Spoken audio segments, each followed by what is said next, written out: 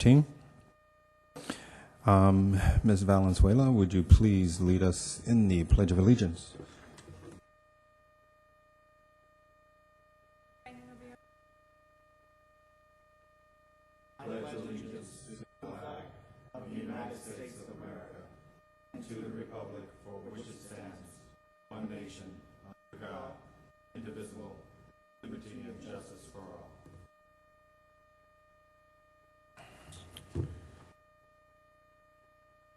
Good evening, Amy. Would you please take roll call?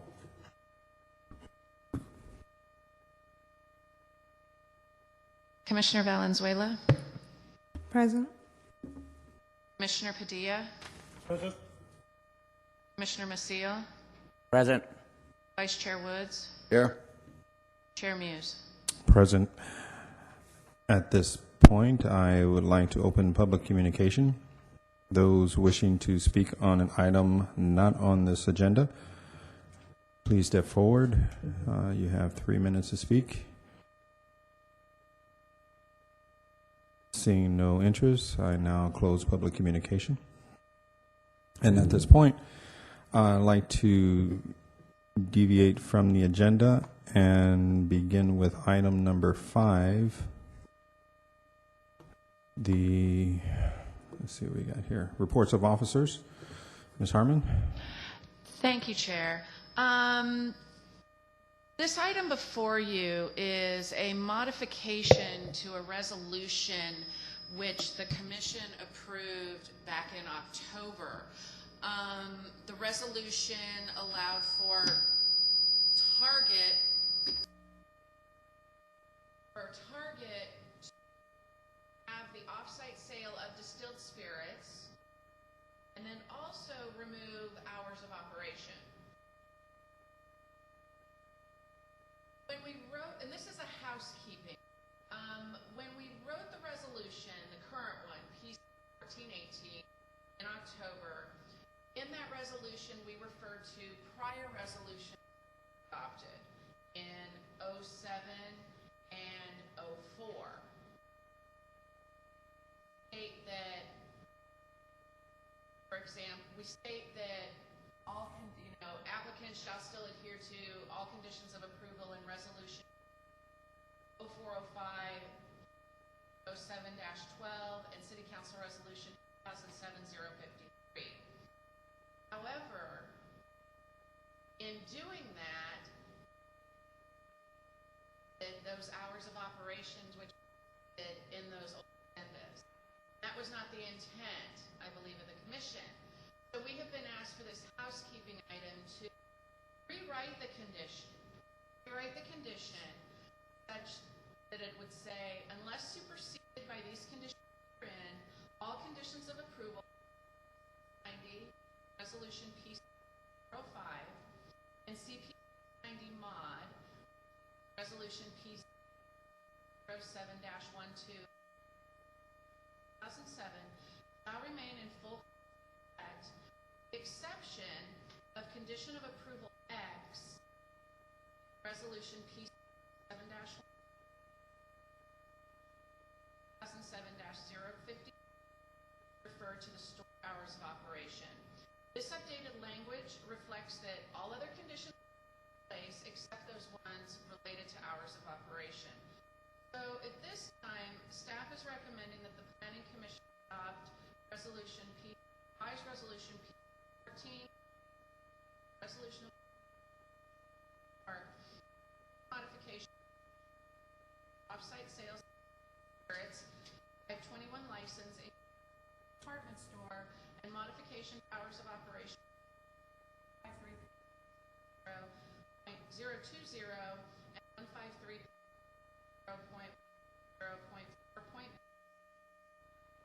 Location is 3100 Baldwin Park Boulevard. The applicant is Target Corporation. Case number is Section 3, referencing the prior resolutions in reference to store hours of operation. Staff's presentation. Thank you, Amy. At this point, do any of the commissioners have any questions to Amy in regards to this item? I got a question. There's also language on there that refers to the police department or City of Baldwin Park responsibility to supervise his hours. Is that language going to be removed?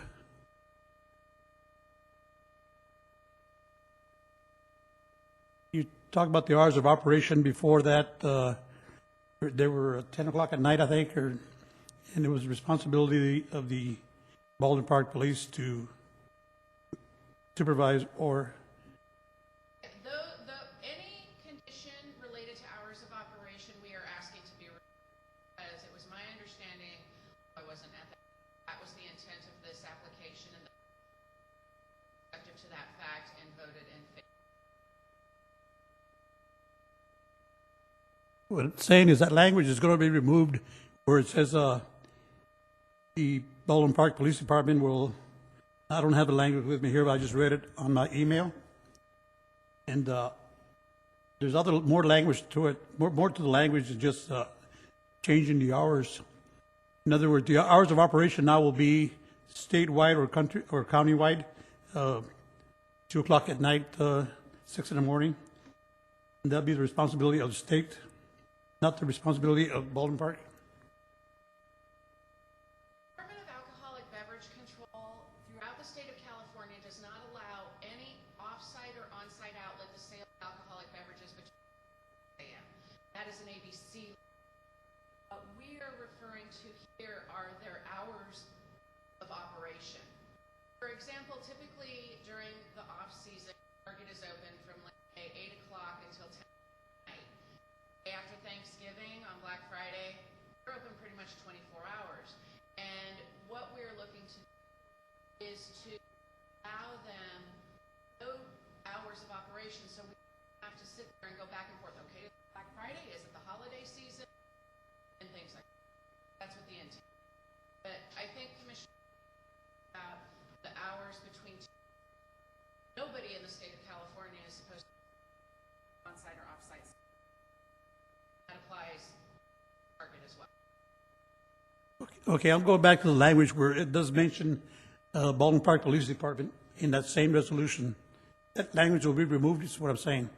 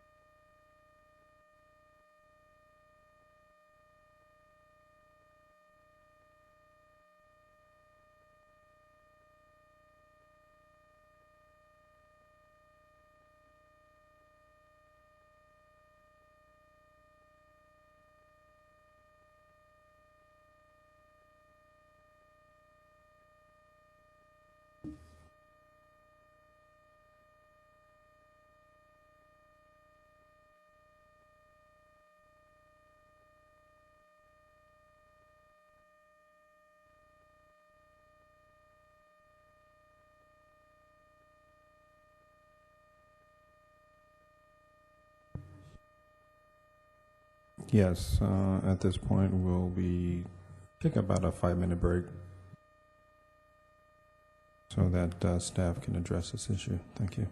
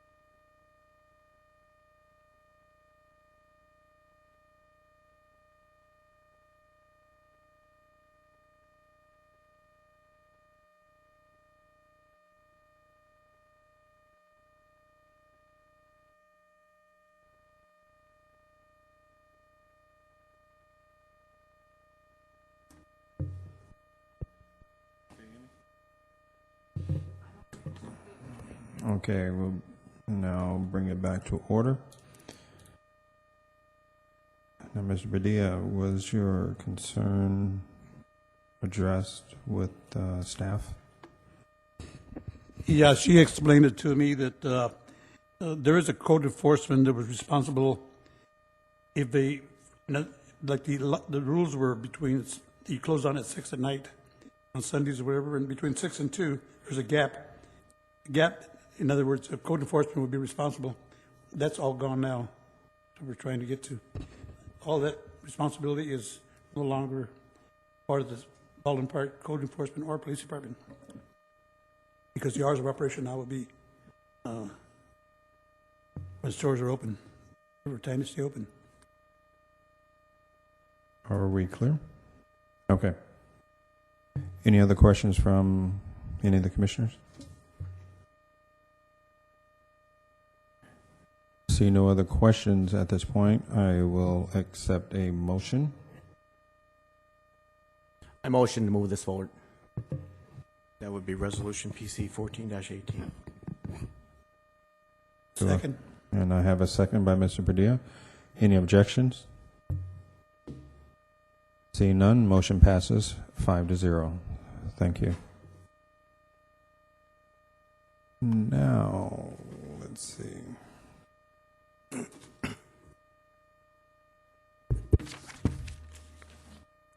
this point, we move to the first agenda item, which is consent of the calendar from the minutes from January 28, 2015. Are there any concerns or any items to be addressed from those minutes? Seeing none, at this point, I will accept a motion to accept the minutes from January 28th. I'll motion. Do I have a second? I'll second it. Any objections? Seeing none, said item passes 5-0. Amy, you're up? Oh, okay.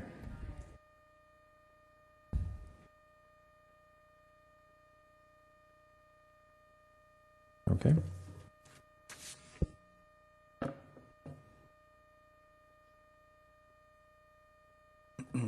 Irving Anaya, planning technician for the City of Baldwin Park.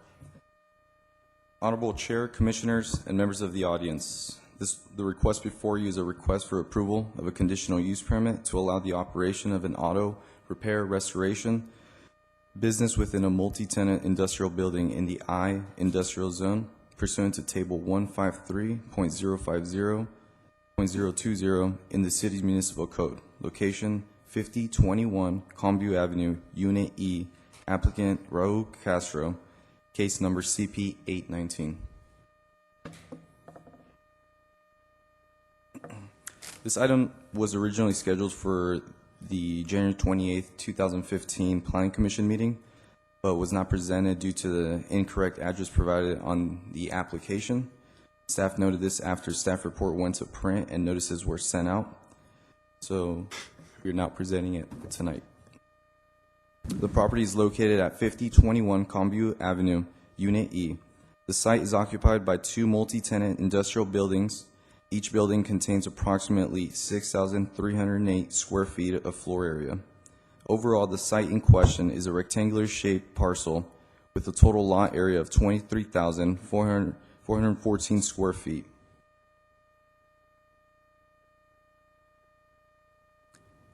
Unit E is located towards the southwest corner of the subject site as shown on this slide and measures approximately 1,057 square feet.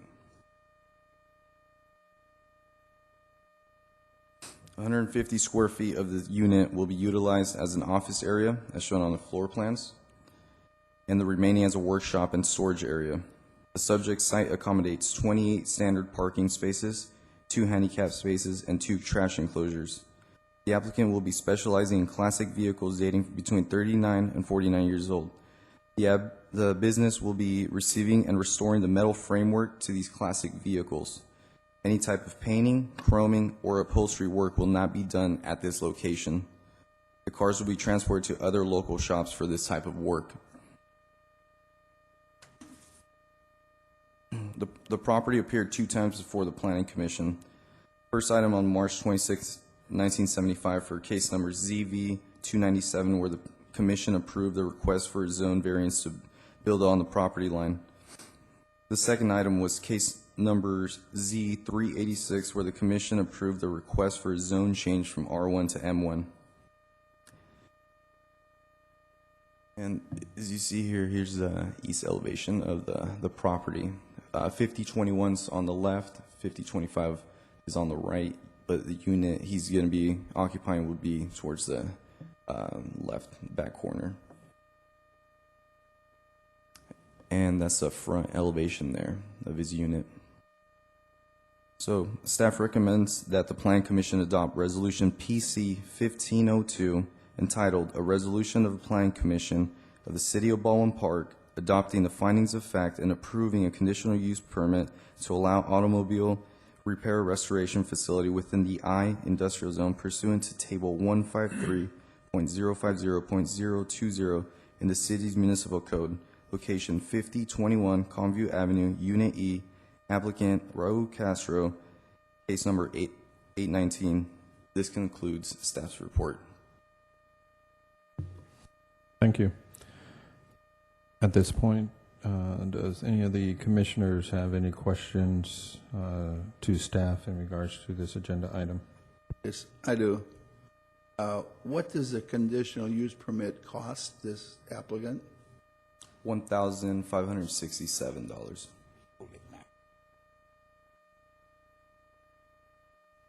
Is that a standard price, or is it change with the size and type of business? That's actually, we're actually on the. No.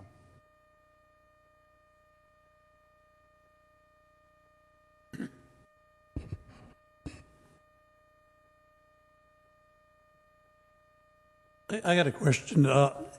For, I think there's 7, 8, 9, 11 businesses right there. If I count right, 1, 2, 3, 4, 5, 6, 11.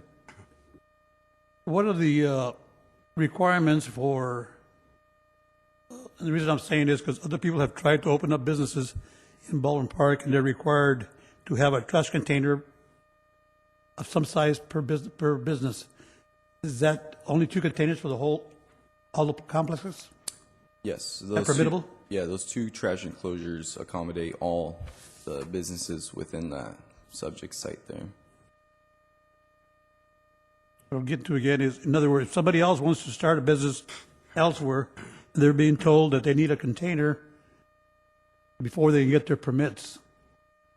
Is that fact, or is that, they have to have some kind of permit number that they have trash pickup?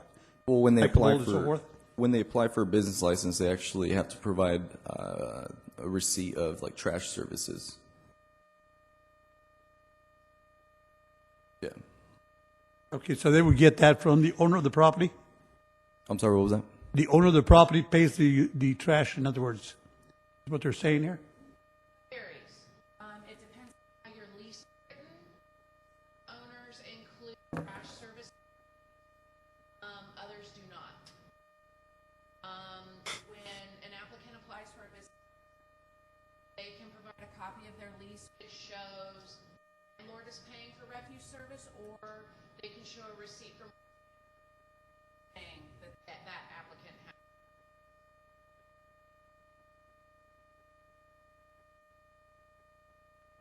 That's just a question that I asked because I know people that are trying to start businesses and they're being told that they have to have a trash receipt of some type, either from the owners of the property or individually.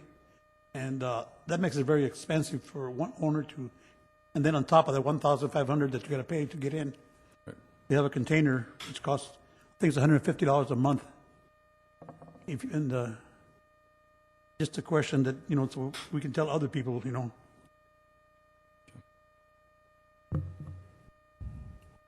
Thank you, sir. Any other questions?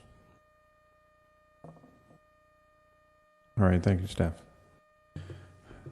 At this point, I will now open up public communications on this agenda item. Those wishing to speak on this agenda item, please step forward. Please state your name and your address.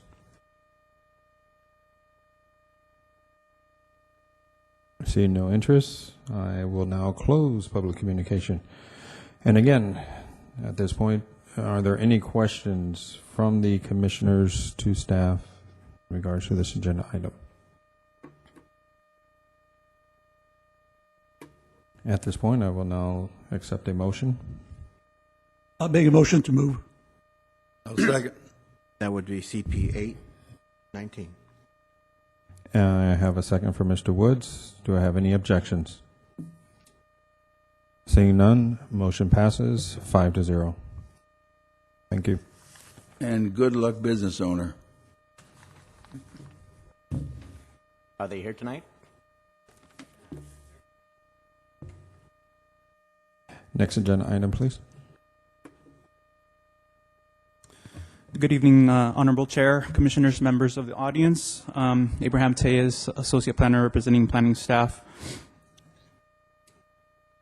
This is a request for consideration of a conditional use permit for used automobile sales business with accessory automobile repair, including bodywork, within the IC Industrial Commercial Zone pursuant to Table 153.050.020 in the city's municipal code. The location is 14340 Arrow Highway. The applicant is Victory Auto Trend Incorporated, case number CP 823. The applicant, Victory Auto Trend Incorporated, is proposing to establish a used automobile sales business that also consists of auto repair, including bodywork. The property being occupied is approximately 35,088 square feet and is located west of Main Avenue on the south side of Arrow Highway. It is improved with 2 buildings which will be used as an office at the front of the property and the auto repair facility at the rear.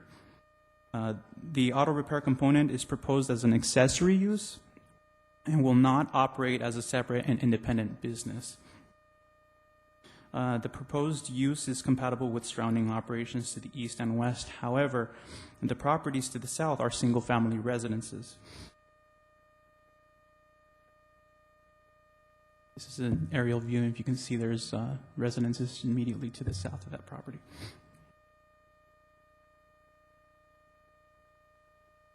The auto repair component will be operating at the southernmost building closest to the residences. Therefore, planning staff has added conditions of approval to ensure that activities will not have an adverse impact on those properties and residences. Condition K in the resolution restricts the business to specific hours of operation that are in compliance with the municipal code section referencing special noise sources. The sales component of the business will operate 7 days a week from 10 a.m. to 8 p.m. However, the repair component will only operate between 8 a.m. and 5 p.m. 7 days a week, which is in compliance with the special noise sources section of the code. Condition J requires the applicant to remove the existing chain link fence along the south part of the property, along the southern property line, and replace it with a 6-foot-high decorative block wall to protect the residential properties from the sound generated by any repair activities. Condition B requires the applicant to conduct all vehicle repairs and bodywork, including sanding, baking, painting, within the enclosed building at all times. And of course, condition G also requires that any spray painting to occur in an AQMD approved spray booth that is to be located within the building as well. Staff has reviewed the application and operational characteristics and has determined that with the added conditions of approval, the proposed business will not have an adverse impact on the adjacent properties. Therefore, staff recommends that the Planning Commission adopt Resolution PC 15-03 entitled A Resolution of the Planning Commission of the City of Baldwin Park adopting the findings of fact and approving a conditional use permit to allow a used automobile sales business with accessory automobile repair, including body work within the IC Industrial Commercial Zone pursuant to Section 153.050.020 in the city's municipal code. The location is 14340 Arrow Highway. The applicant, Victory Auto Trend Incorporated, case number CP823. This concludes staff's presentation. Thank you very much. At this point, are there any questions from the commissioners to staff in regards to this item?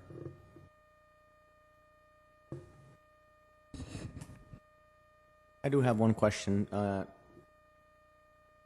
Is there, there's going to be a spray booth, you said, in this particular location, or will they be subletting that to other companies? No, the applicant has indicated, my communication with the applicant has indicated that they do express interest in installing a spray booth. Okay. And that's why the condition was placed. Question, Amy. Do you require a separate permit for that when they're applying for a conditional use permit? No, we require, however, that they follow and get permits for air quality. Include spray painting, that all is part of auto repair, so it's all under the same.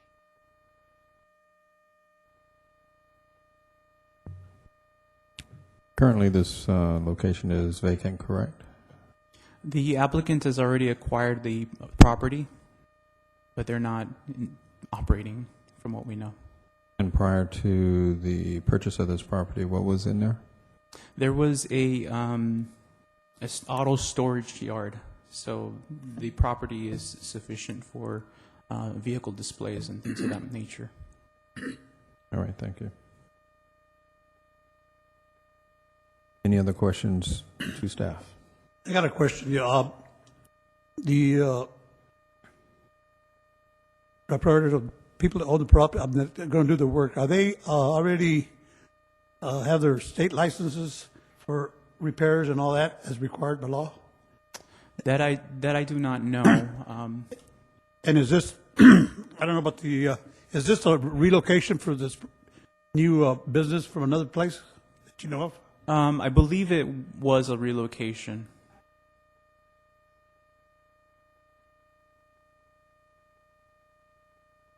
Because when you, most of the business, when they come in, they have to have state license to operate with a number on it, you know, so they do the business correctly. They have a license to state, and they have other license required, like when you move equipment around on the highway, transport, you have to have a transport license.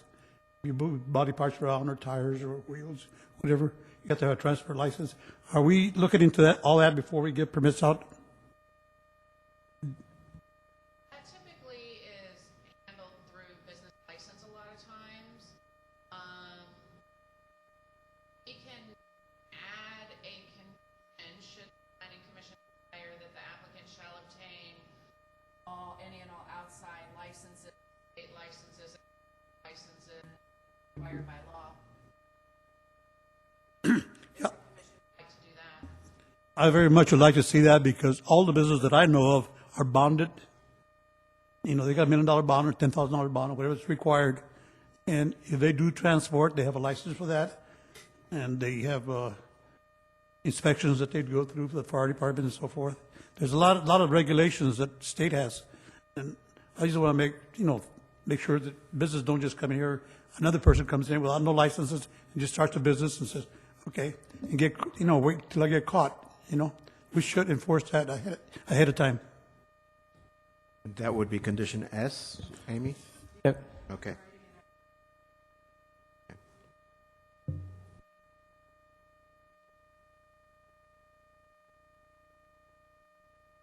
So if I understand you, Mr. Padilla, and the question was whether or not the owners of this facility currently have their state licenses to actually operate this facility, correct? Correct. And Amy, based on the information that you indicated, that this information may be part of the business licensing department, and subsequently, prior to the request of a building permit to use this facility, should they have already had their business permit submitted and approved? If I may, resolution for the new read at the applicant shall obtain any and all applicable federal licenses prior to obtaining a license and providing copies as such during the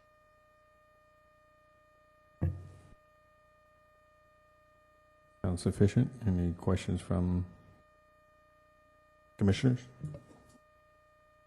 I don't have a question, but I do work closely with auto repair shops, and I thought it was already a common law that whoever the owners are actually responsible for actually obtaining those permits when it comes to licenses, state licenses, and all that. Bar, it's already a requirement when you open up an auto repair shop. And you are correct. It is a requirement. I think that what we're asking about is how to prevent upfront an unlicensed person from entering into the business. And I believe that, well, first, they would obtain their use permit. Secondly, they would obtain their business license. Business license. Exactly. Or their state license. Okay. Excuse me, I got one more. We're talking about that. I also think that the city of Baldwin Park should restrain giving out the permits till, like you said, when you write it up, that they do show that there is state permits with a bond on it to show that they're in business. Because you can be shady business can happen anywhere, and I just want to know that their citizens are protected.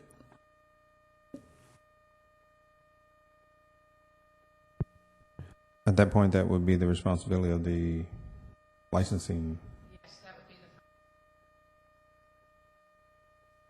the possibly required amendments to the Okay. And that's something that probably should be brought up during possibly a council meeting. Right. The way business licenses work is they have a check mark for each department. So they send it to planning, they send it to the building, they send it to every department, and they will have to pull all the records on it, and they will pull our conditional use permit and see condition S. So before the business license is signed off on, they have to comply with your resolution. Okay, thank you. Any more questions to the staff? I have one question. As far as on the outlines of this map, there's a lot of dotted area. Can you just recap for me? Is that, for example, auto sales display is in little squares with dotted lines. Is that considered parking for the auto sales, or is that? Yeah, it's actually, they're showing all the areas that could be used for parking, but not all of those areas can be considered standard parking because our municipal code does not allow tandem parking. But even with that, the operation does have sufficient standard parking for that use.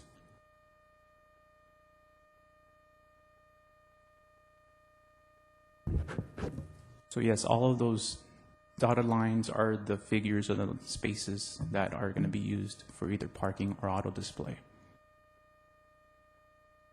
Thank you.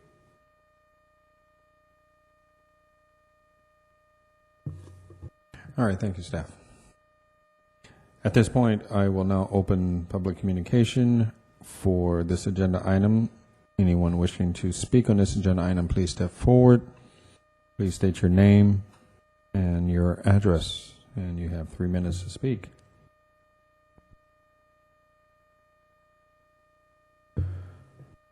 Seeing no interest, I now close public communication and again refer to the commissioners. Are there any other questions? And I got a question. I think we should just wait till we get this rewritten. I don't think we're ready to approve this.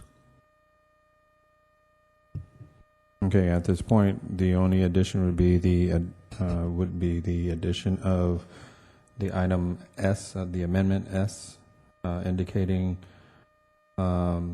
that prior to the approval, that the submission of the state licensings and or whatever licensings are permitted to be given before the, As a condition of approval. right, as a condition of approval. Question, do we actually need to wait on that in order for it to be moved forward? If that's a condition already set forward in the resolution, I don't see why we have to wait. That's correct. It's just a concern from Commissioner Padilla indicating that he wishes that we wait until that's done. But as you indicated, this is only adding the amendment to the proposal that was brought forward by staff, and we can approve it with the amendment, or we can take on Mr. Padilla's suggestion and wait and, and not approve it. So, any other questions? Okay, seeing none, at this point, I will accept a motion. I'll make a motion to move it forward with the conditions that have been already set forward to be amended on it. So that with the addition of condition S, as amended, right? Yes. Do I have a second? I'll second. I have a second by Mr. Woods. Any objections? Seeing no objections, motion passes 5-0. Passing the amendment with the addition of the item S for approval. Thank you very much. Amy, next item, please. Thank you, Honorable Chair, Commissioners, members of the audience. This item before you is a proposed amendment to the city's sign regulations, which would allow, one, the addition of electronic reader board signs with specific development standards, and two, the addition of new temporary sign standards for new businesses. Back in October of 2014, planning staff at the request of City Council held a study session with them regarding electronic reader boards and temporary signage for new business. Feedback was positive based upon the proposed staff presented, and as such, staff was directed to prepare this code amendment. In summary, the proposed code amendment would allow for electronic reader boards, FC, IC, and I zones, provided a conditional use permitted. Development standards for any new electronic reader board would include that have to have a business that encompasses a minimum of 3 acres, message duration for messages with 8 seconds, there would have to be illumination, light spill over onto adjacent properties, electronic reader boards would not be permitted sensitive uses such as residential schools, convalescent hospitals. Temporary signs for new businesses include, first of all, a specific definition of a new business. Didn't have that in the code prior. It would also allow additional sign face for banners for new businesses, and also new business flags anchored by ground spikes, and then also they would be allowed additional time to display their new temporary signage as opposed to our regular temporary sign code section. So at this time, staff is recommending the Planning Commission hearing and following the public hearing adopt resolution PC 15-04 entitled a resolution recommending the city council adopt the negative environmental impact in additions to sections 153.0, 153.170.90, table 153. Relating location, FC, IC, and I zones, and the applicant would case number AZC 170 presentation. Thank you very much. My question to you, Amy, is what is the duration in regards to the temporary signage right now? Because there are some of the flag signage, some of them look like they've been out there for a while. And, you know, if it's for temporary use only, then what is our time frame for that? Currently, right now, for a temporary sign, and it doesn't matter if it's a banner or what type of temporary sign it is, you are allowed four non-consecutive 30-day periods. Total of 100. Okay, so if a business opens up, A new business, okay, new business opens up, and so the first, an additional 60 days. First open up. okay, we're talking approximately about 6 months worth of signage. Okay, 4 non-consecutive 30-day period. 30-day periods, and then if it's a new business, 2 additional non-consecutive 30-day periods, or is it 60 days consecutive? It's 60 days consecutive. Okay. Is there a stipulation in regards to the maintenance of the signs? Because, again, the time frame in which a sign will be sitting out there for 60 days can be rattered and tattered and weather worn. We actually have a section in our code which says all temporary and permanent signs shall be, permanently maintained, ongoing, and repaired. If you do find a sign that lacking in that would actually go to our code. So we could actually, number one, verify they have a permit or not. Or not. Find out where they are Okay. in the process. Now, the electric signs in which you're talking about now, are they basically the signs of letterings, or are we talking about displays of such as the billboards in which we're seeing currently on the freeways? No, this would not be similar to the terms of, out or anything like that. Kind of relate these, as one, where they have a reader board sign that shows events that are going on at the school, right in front of the school. That they can change, softball game, March 5th. So these are basically reader boards, not, Right, they are electronic reader boards. okay. The marquee that they have in front of the Morgan Park, is that, Correct, thank you very much. I knew that.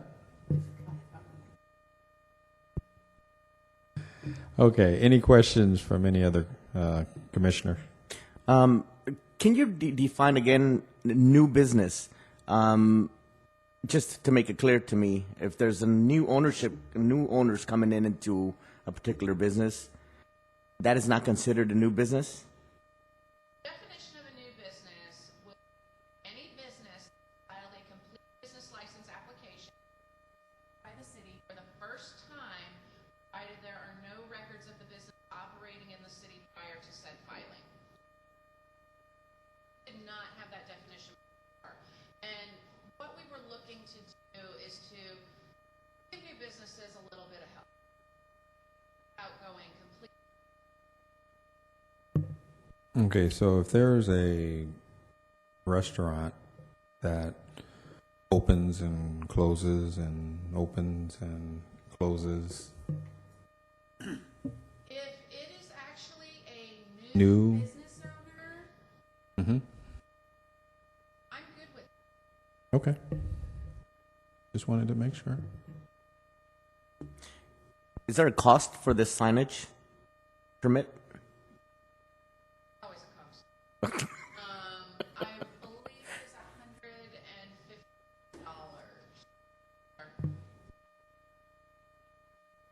$150. Per sign? Just kidding. No, that's a good question.